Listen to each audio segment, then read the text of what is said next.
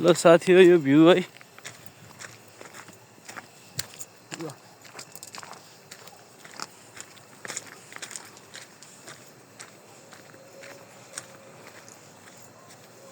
बसेर खानी यता होइन,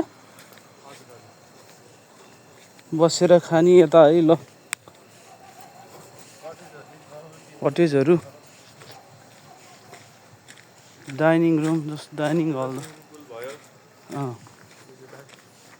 ल यहाँ चाहिँ गणेशसरलाई मनपर्ने स्विमिङ पुल पनि छ है।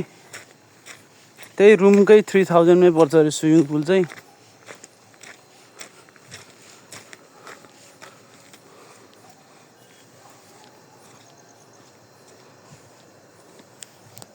ल हेर्नुहोस् स्विमिङ पुल।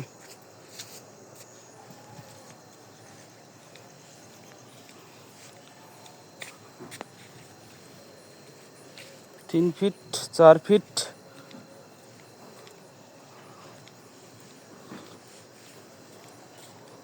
जङ्गल रिट्रिटको भ्यू है साथी हो। फुल भ्लग बनाइदिन्छु तपाईँहरूलाई आज मैले।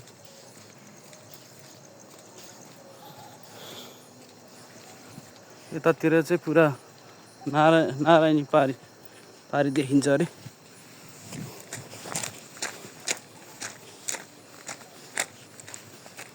शान्त रहेछ है, शान्त रहेछ। स्विमिङ पुलको पानी चाहिँ फेरिरहेको हुन्छ पनि।